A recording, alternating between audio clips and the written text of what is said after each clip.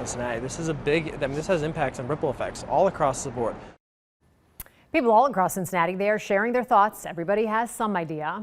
Following the news of Chief Teresa Thigi being placed on administrative leave. Thanks for joining us at 10. I'm Tricia Mackey. And I'm Rob Williams. The city manager says Thigi's leave is pending an internal investigation into the effectiveness of her leadership. So we wanted to see how you are responding to the news. Brady Williams joins us live after talking with people about the police chief being sidelined. Yeah, so we spoke with just residents on the street, people who own businesses. We even spoke to a council member. There was a variety of opinions on whether or not this decision was good. The thing that everyone agreed on is that they want to see the city improve, but the question remains whether or not this decision was the move to get them there. The hope is that things get better, so we'll see. Justin Karp is the owner of Main Auction Galleries, which is on the same block as a violent brawl that sparked a summer's worth of broader discourse about violence in Cincinnati.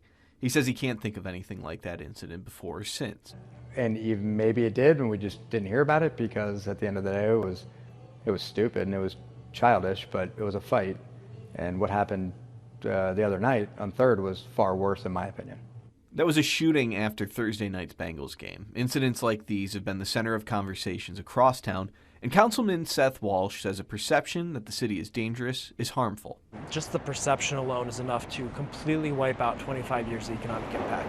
And so that alone is reason that we have to step up and do better.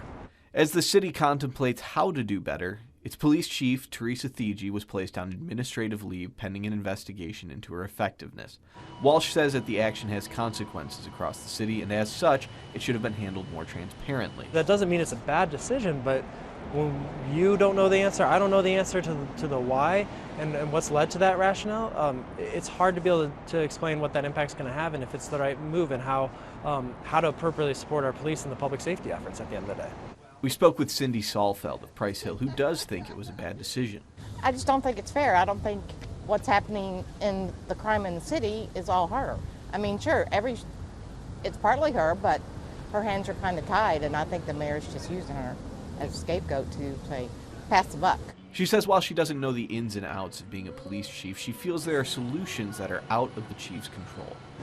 Something has to happen. I think the biggest thing is we just need more police because, it's a big area that, you can't be everywhere.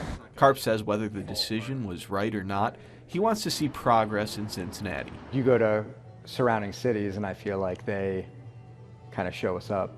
Columbus, Lexington, Louisville, Indianapolis, their downtown versus ours. There is quite a difference, and hopefully ours will trend that way. So we did this last week as well. When we first heard that this was probably in the works, we went and spoke with folks out in the public to get a variety of opinions. If you do want to hear more of those, you can head to our website, fox19.com. For now, live outside City Hall with photojournalist Sydney Bellum, Brady Williams, Fox 19 Now.